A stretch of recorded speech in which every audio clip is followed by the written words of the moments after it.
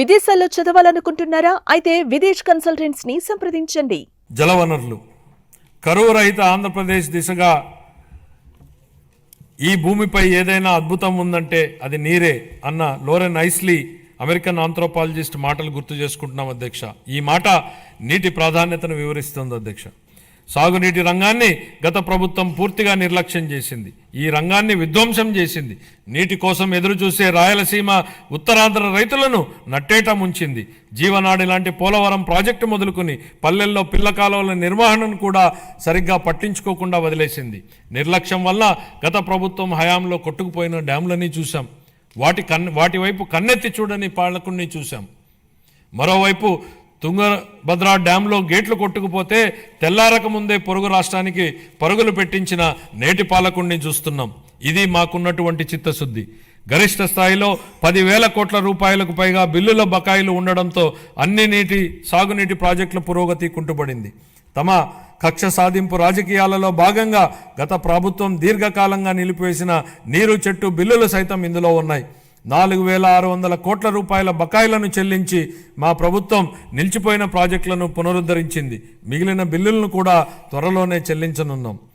Polavaram project ప్రస్తుత మరియు భావితరాల ప్రజలకు జీవితాలను మెరుగుపరుస్తుందని, అలాగే రాయలసీమ ప్రాంతం మరియు ఉత్తర కోస్తా జిల్లాల భవిష్యత్తును మారుస్తుందని మా ప్రభుత్వం బలంగా విశ్వసిస్తోంది. భవిష్యత్తును తీర్చిదిద్ది వ్యవసాయాన్ని పరిరక్షించి మన రాష్ట్రాన్ని నీటి భద్రత గల కరువు రహిత రాష్ట్రంగా మార్చే శక్తి ఈ ప్రాజెక్టుకు ఉంది.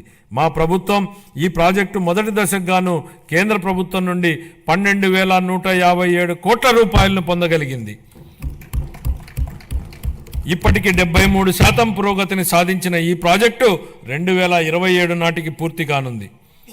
గోదావరి జలాలు ఏటా 2,000 టీఎంసీల నీరు సముద్ర పాలవుతున్న పరిస్థితి ఓవైపు, నీరు లేక ఎడారిగా మారుతున్న రాయలసీమ ప్రాంతం మరోవైపు. వృధాగవుతున్న నీటిని సద్వినియోగం చేసుకుంటూ ఆంధ్రప్రదేశ్ను కరువు రహిత రాష్ట్రంగా మారుస్తూ రైతుల జీవితాలలో వెలుగు నింపే దిశగా బృహత్తరమైన పోలవరం బనకచెర్ల నదుల అనుసంధాన ప్రాజెక్టును మన గౌరవ ముఖ్యమంత్రి గారు శ్రీకారం చుట్టారు. దీనికోసం ప్రణాళికలు రూపొందించే ప్రక్రియ ప్రారంభమైంది. ఈ బృహత్తరమైన ప్రాజెక్టుకు అవసరమయ్యే 1,000 కోట్ల రూపాయలను సమకూర్చుకోవడానికి ఉన్న అన్ని అవకాశాలను గౌరవ ముఖ్యమంత్రి గారు అన్వేషిస్తున్నారు. దీనిలో భాగంగా గోదావరి నది నుండి 2,000 టీఎంసీల వరద నీటిని మళ్లించడం ద్వారా ఈ ప్రాజెక్టు సాకారం కావాలని, చంద్రబాబు గారి కలలు నిజమవ్వాలని మనం అందరం కోరుకుందాం. పెండింగ్ బిల్లుల చెల్లింపుతో పాటు సుపరిపాలన అందించడం వలన పలు ప్రాజెక్టుల పురోగతి మళ్లీ పట్టాలెక్కింది. వీటిలో హంద్రీనీవా సుజల స్రవంతి ప్రాజెక్టు వెడల్పు చేసే పనులు ఇప్పటికే ప్రారంభమయ్యాయి. పూల సుబ్బయ్య వెలుగొండ ప్రాజెక్టు, చింతలపూడి ఎత్తిపోతల పథకం స్టేజ్ 2లోని బొడ్డేపల్లి రాజగోపాలరావు వంశధార ఫేజ్ 2 పనులు వివిధ దశల్లో ఉన్నాయి. 25-26 ఆర్థిక సంవత్సరానికి జలవనరుల శాఖకు 18,019 కోట్ల రూపాయల కేటాయింపును ప్రతిపాదిస్తున్నాను.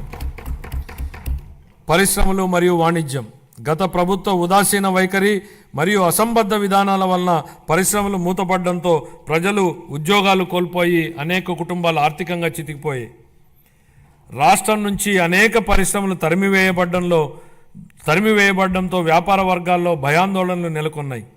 స్కూళ్ళల్లో డ్రాప్అవుట్స్ గురించి మనం వింటూ ఉంటాం అధ్యక్ష. కానీ గత ప్రభుత్వంలో స్కూళ్ళల్లో విద్యార్థులు డ్రాప్అవుట్ సహజంగానే పెరిగాయి. ఇవే కాకుండా పరిశ్రమలు డ్రాప్అవుట్ అయ్యాయి. రాష్ట్రం నుంచి ఉద్యోగాలు డ్రాప్అవుట్ అయ్యాయి. పేదలకు ఉపాధి డ్రాప్అవుట్ అయింది. ఇన్ని రంగాలలో డ్రాప్అవుట్లు కావడానికి మూలకారమైన గత ప్రభుత్వ పాలకులు ఇప్పుడు ఓటమి భయంతో సభకు రాకుండా అసెంబ్లీ నుంచి కూడా డ్రాప్అవుట్ అయ్యారు. వాళ్ళు ప్రజా జీవితం నుంచి శాశ్వతంగా డ్రాప్ అయ్యే రోజులు అతి త్వరలోనే ఉన్నాయి అధ్యక్ష.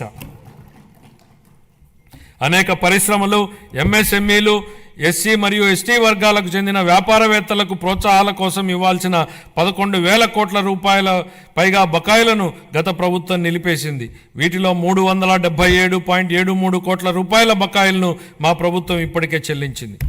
ఒకప్పుడు వ్యాపారాన్ని ఈజ్ ఆఫ్ డూయింగ్ బిజినెస్ గురించి మాట్లాడుకున్నాం. ఇప్పుడు మన గౌరవ ముఖ్యమంత్రి గారు స్పీడ్ ఆఫ్ డూయింగ్ బిజినెస్ పై దృష్టి సారించారు. ప్రతి ఇంటికి ఒక ఐటీ ఉద్యోగి ఉండాలని అప్పట్లో మేము కృషి చేశాం. నేడు ఇంకొక అడుగు ముందుకేసి ప్రతి కుటుంబానికి వ్యాపారవేత్త ఉండాలనే లక్ష్యంతో ముందుకెళ్తున్నాం.